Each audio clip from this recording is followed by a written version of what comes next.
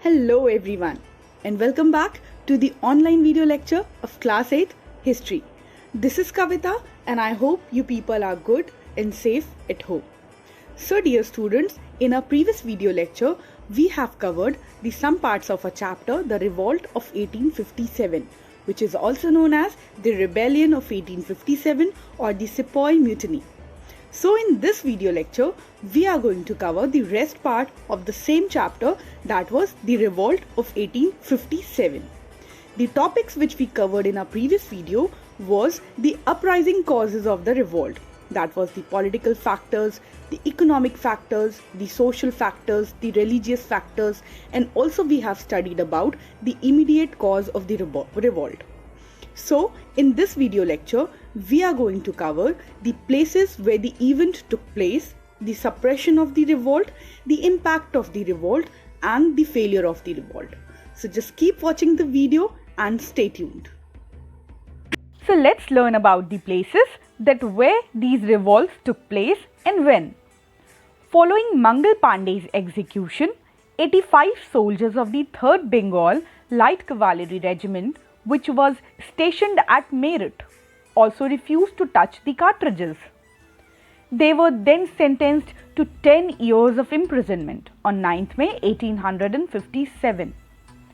Angered by this, the other soldiers of the regiment stormed the prisons and freed their colleagues. They attacked and killed a number of European officers, men and women. The soldiers then marched towards Delhi, which was then the Mughal capital and the symbolic of Indian power. The rebels reached the Red Fort in Delhi on 11th of May. Bahadur Shah Zafar, the last Mughal ruler, was forced by the rebels to proclaim himself as the Emperor of India. The rebels proceeded to kill hundreds of the British men and women, including several officers. They captured the public offices.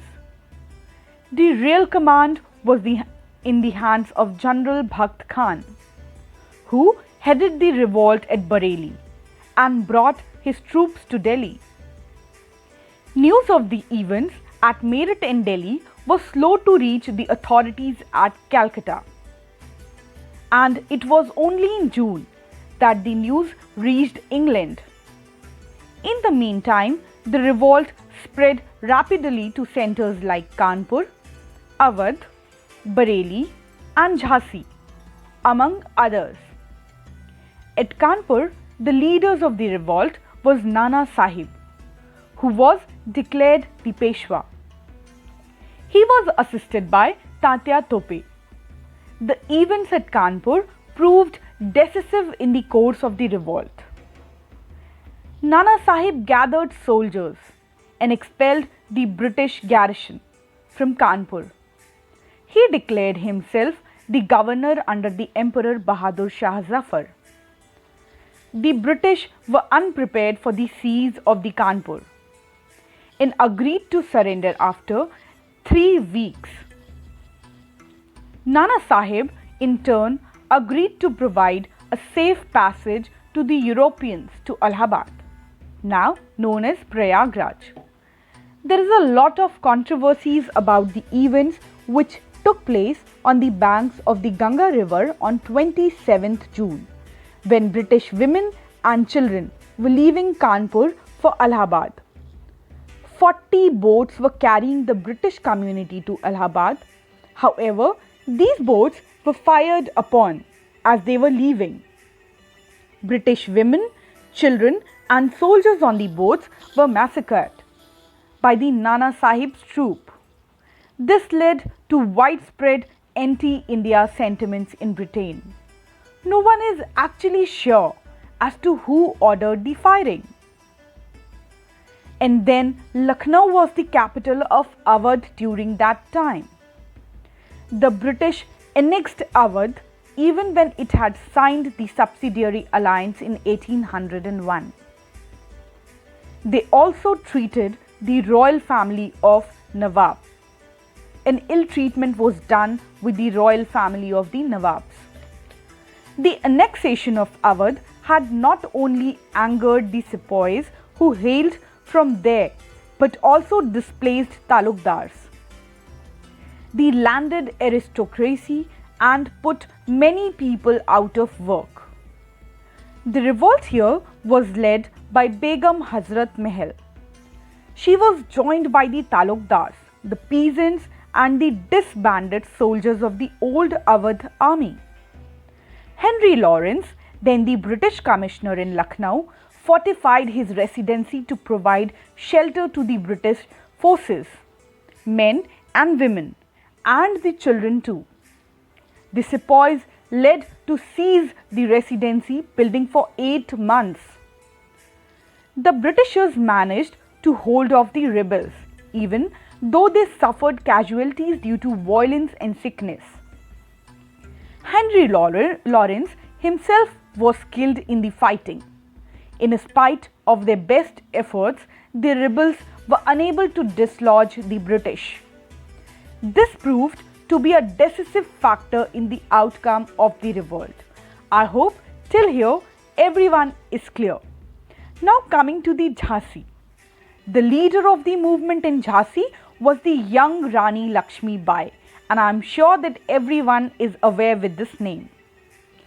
Because of the doctrine of lapse, the British refused to acknowledge the Rani's young adopted son as the heir to the throne of Jhansi.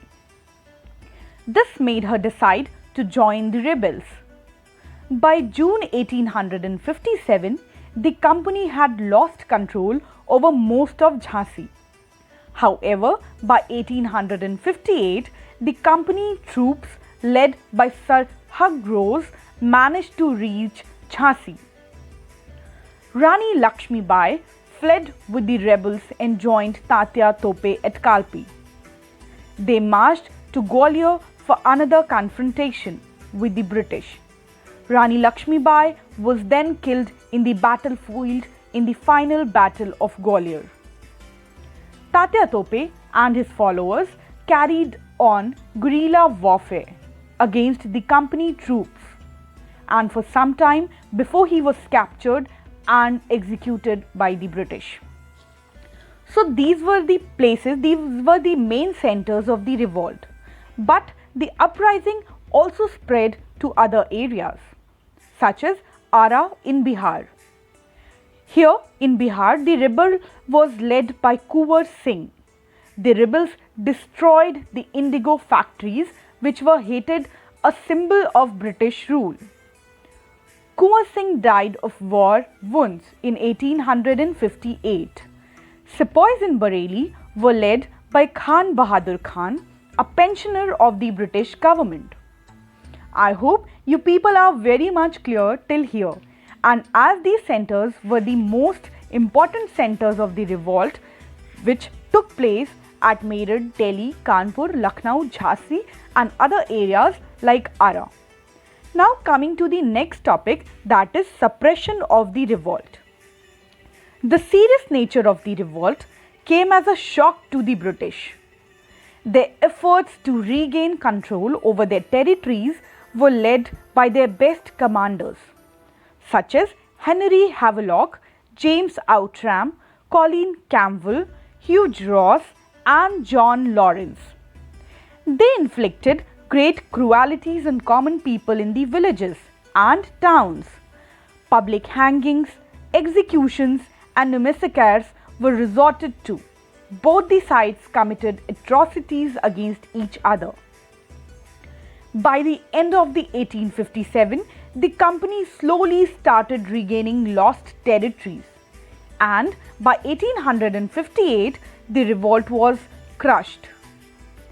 Delhi, the nerve center of the revolt, was recaptured after pitched battles at the Red Fort.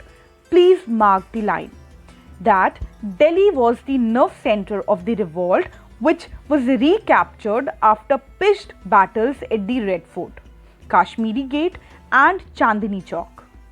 Bahadur Shah Zafar was tried to treason, rebellion and murder. He was exiled to Rangoon, where he died in 1862. His sons were shot in cold blood at Kabuli Gate, which was then renamed as Khuni Darwaza. The residents of Delhi were looted and massacred by the British forces.